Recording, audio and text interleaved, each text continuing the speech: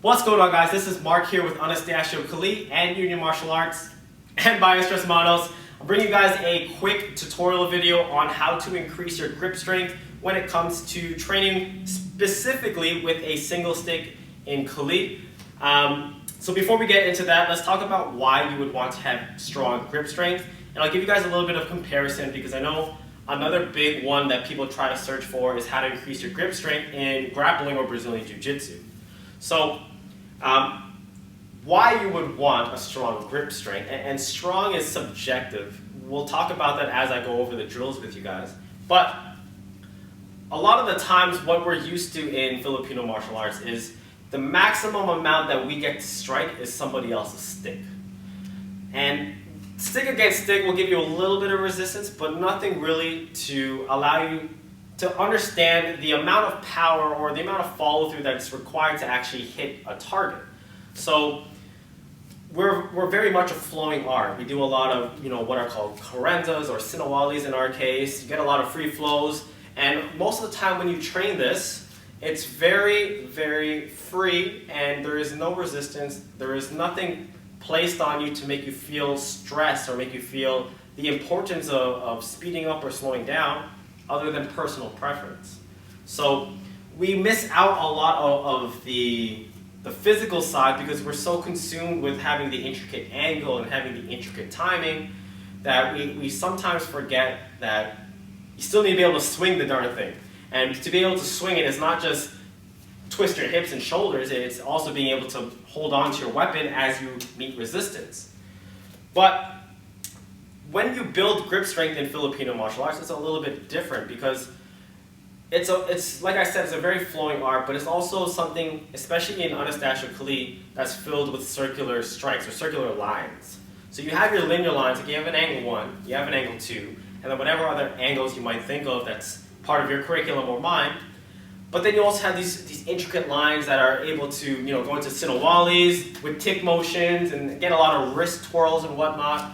So to me, the strength that you're trying to build is not necessarily being able to hold on to your stick, but being able to guide your stick, okay? So as I go through my motions, right, I want to be able to put my foot down on the gas pedal and be able to speed it up and then drive with it without it being too linear. I don't want my sinawali to look like this because I'm giving what we call a death grip to a stick, and then that doesn't allow me to be hitting these circular lines because my hand's pretty much in a fixed motion or a fixed position.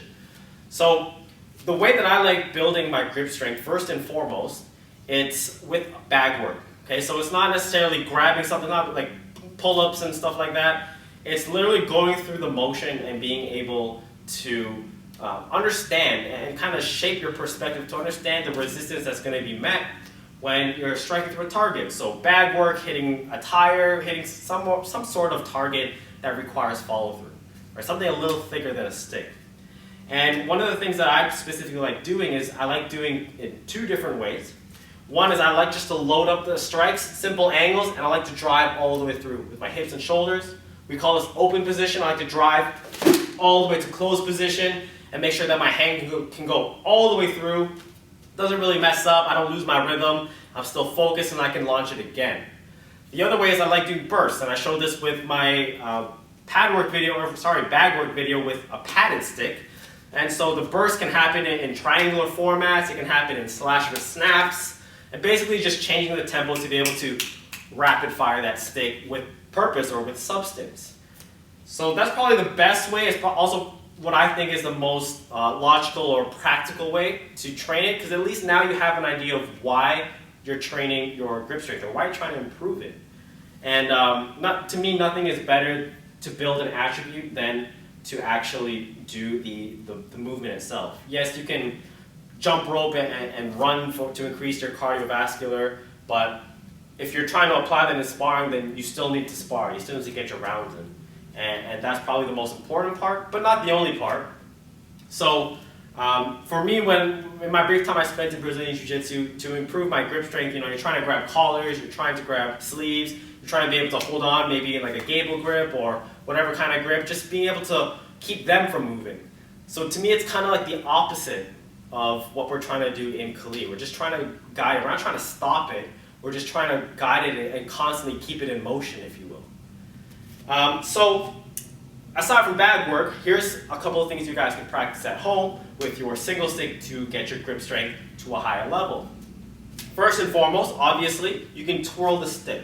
Now, twirling is the biggest question mark or the biggest asterisk in Filipino martial arts on YouTube, and I know that. So let me break that down for you guys real quick.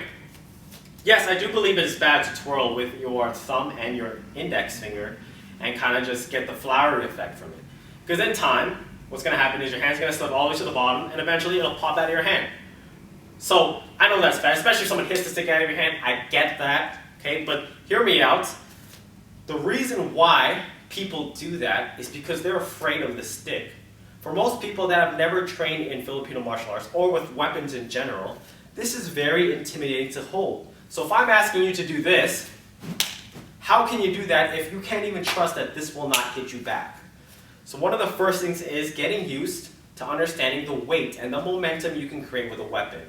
And sometimes, for the most part, being able to teach many different people from different experiences, most of them beginners, this is how we start twirling in the beginning. So my grip is like 50%. It's not all the way close, not all the way open. It's what we call a firm grip, but not a tight grip. Okay? So it's firm enough that my hands don't open as I twirl, but it's not so tight that I don't allow it to twirl. So once I get that, what I'm doing is I'm teaching my body the friction that happens on the inside of my palm. So normally especially like my instructor, one of the things that they teach is, when you first pick up a stick and you're not used to it, you get these blisters that run across your fingers, especially if you're swinging the stick really hard.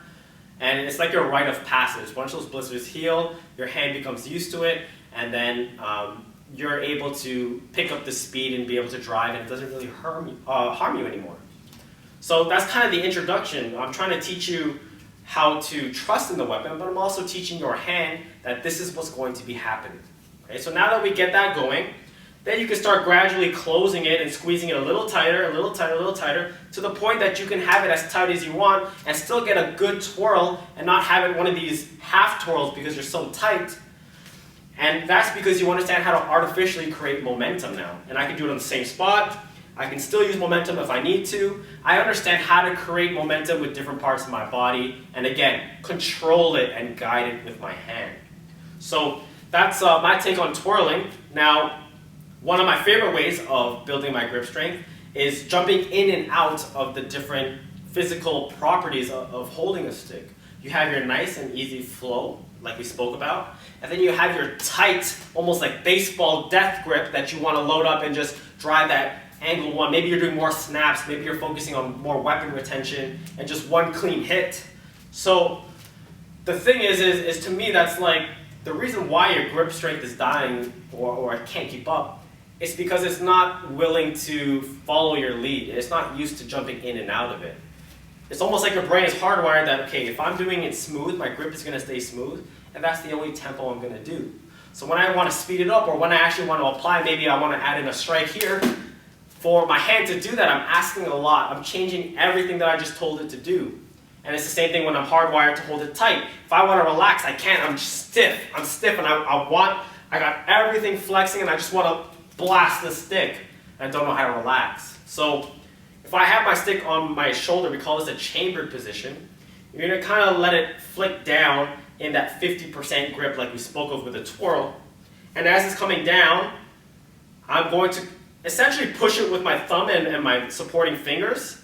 And as it starts rocking forward, I'm bringing it down. I'm tightening my grip, tightening my arm, and I'm stabilizing. So as I do that, I'm smooth, sharp. Smooth, sharp. And then you can start to increase it, start to be a little bit more dramatic with your grip. And again, it allows you to jump in and out. So by jumping in and out, it's, again, creating that understanding that this is what's going to happen.